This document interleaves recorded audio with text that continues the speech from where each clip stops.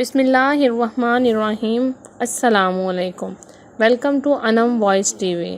آج کا ٹاپک ہے حضرت حوا علیہ السلام کیسے پیدا ہوئیں اور ان کا نکاح حضرت آدم علیہ السلام کے ساتھ کیسے ہوا۔ حق تعالیٰ نے حضرت آدم علیہ السلام کو سب نعمتیں عطا کی، ان کے ساتھ ہی ان کو قرار و تسلی نہ تھی، کیونکہ آرام اور تسلی ہر کسی کو اپنے ہم جنس سے ہوتی ہے۔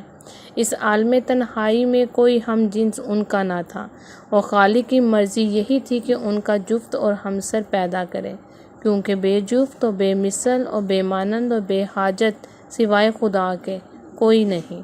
جب وہ بے قرار ہوئے تب حق تعالیٰ نے ان کو خواب میں ڈالا، اور وہ ایسے سوئے کہ نیند نہ آئی اور نہ بیدار ہوئے۔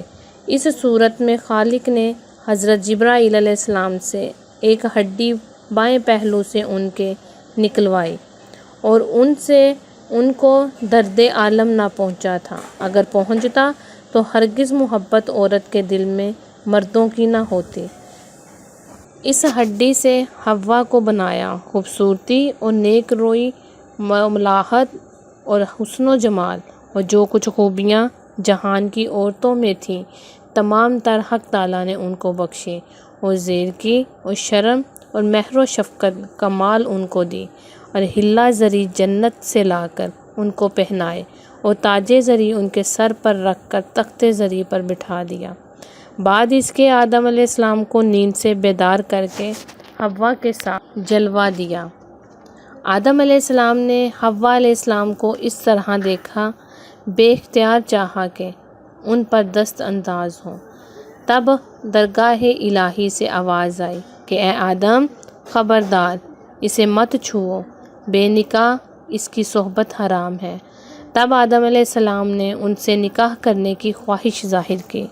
بعد حق تعالیٰ نے آدم علیہ السلام کا نکاح حوا علیہ السلام کے ساتھ کر دیا، اور فرمایا سر اور پردے اور حجلے جتنے ہیں لگائے جائیں، اور طبق زرد مرویدار اور جواہرات نثار کیے۔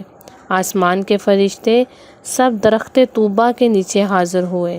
بعد حق تعالیٰ نے پردے اٹھا لیے اور ثنا اپنے آپ کو سنا دی۔ ترجمہ: حق سبحانہ و تعالیٰ نے نکاح میں آدم علیہ السلام اور حوا کے لیے ثنا پڑھی اور کہا، حمد میری ثنا ہے، اور بزرگی میری چادر ہے، اور عظمت میری آزار ہے۔ کل مخلوقات میری غلام اور لونڈیاں ہیں، اور انبیاء میرے رسول اور اولیاء میرے دوست ہیں، اور محمد صلی اللہ علیہ وآلہ وسلم میرے حبیب اور رسول ہیں، اور پیدا کیا میں نے کل شے کو تاکہ گواہی دیں میری وحدانیت پر، اور گواہ رہیں میرے فرشتے سب، اور سب آسمان کے رہنے والے اور عرش کے اٹھانے والے۔ بے شک میں نے نکاح باندھ دیا آدم علیہ السلام اور حوا علیہ السلام کا، ساتھ اپنی بدیع فطرت اور منبع قدرت، اور آدم علیہ السلام کا مہر حوا کے نکاح کا میری تسبیح اور تنزیہ اور تہلیل اور تقدیس۔ نہیں کوئی معبود سوائے خدا کے، ایسا خدا کہ وہ واحد ہے، اور نہیں کوئی شریک۔ اے آدم، تم اور تمہاری عورت جنت میں جا رہو، اور وہاں کے سب میوے محظوظ ہو کر کھاؤ، اور مت جانا پاس اس درخت کے، ورنہ پھر تم ناانصاف ہوگے۔ اور میرا سلام تم پر ہو، اور میری طرف سے صحت اور برکت ہو۔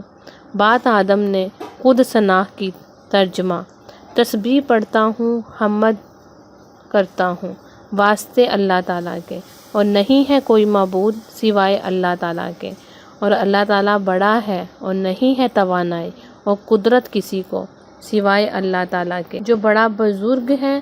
اللہ کو جب خطبہ نکاح خوانی آدم علیہ السلام سے فراغت ہوئی تو فرشتے سب خوشیاں منانے لگے اور مبارکباد دینے لگے اور زر نثار کیے۔ پس جب آدم علیہ السلام نے قصد مباشرت کا کیا حوا کے ساتھ، وہی آواز آئی، اے آدم علیہ السلام، خبردار، جب تک ادائے مہر حوا نہ کرو گے تب تک وہ تم پر حلال نہ ہوگی۔ آدم علیہ السلام نے کہا، الہی، میں کہاں سے ادا کروں، فرمایا 10 مرتبہ درود حضرت محمد صلی اللہ علیہ وآلہ وسلم پر پڑھو۔ آدم یہ نام برگزیدہ سنتے ہی مشتاق دیدار کے ہوئے۔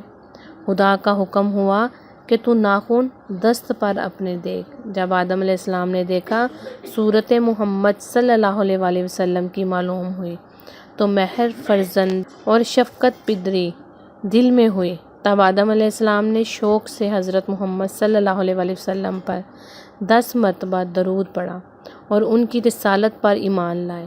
تب اللہ نے فرمایا اے آدم 10 مرتبہ درود تم نے پڑھا، یہ مرتبہ رکھتا ہے کہ اس کی برکت سے ہم نے تم کو سب نعمتیں بخشیں اور حوا علیہ السلام کو تم پر حلال کیا۔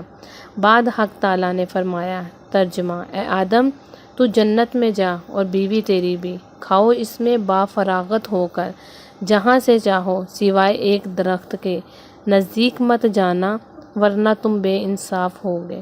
مروی ہے کہ اس درخت کی جڑ چاندی کی، ڈالیاں سونے کی اور پتیاں زبرجد سبز کی تھیں۔ آدم علیہ السلام نے جب اس درخت سبز کی طرف نظر کی بہت خوش اور خوبصورت دیکھا اور کہا سبحان اللہ کیا خوبصورت درخت ہے۔ حق تعالیٰ نے ارشاد ہوا اس کو تجھے بخشا مگر اس سے میوہ مت کھانا۔ تب وہ بولے الہی جب تو نے وہ خوبصورت درخت مجھے بخش دیا تو پھر مجھے اس کے میوے کھانے سے کیوں منع فرمایا؟ تب حکم ہوا کہ اے آدم علیہ السلام تم مہمان ہو میرے گھر کے اور وہ ایک درخت ہے تمہارا، اور یہ چیز بعید ہے کہ مہمان میرا ہو کر اپنی چیز کھائے۔ بعد خدا ایک کی طرف سے آواز آئی اے آدم علیہ السلام صبر کر، اور دوسری طرف سے آواز آئی اے صبر تو آدم علیہ السلام کے پاس مت جا، اور دوسری طرف سے آواز آئی اے ابلیس تو حوا کو للچا، اس کی خواہش دلا۔ پس قضا نے کہا کہ الہی اس کا کیا سبب ہے؟ حکم ہوا اس میں کچھ بید اس باغ سے باغ دنیا میں بھیجوں گا تاکہ قدرت میرے ظاہر اور میرا مرتبہ ہو۔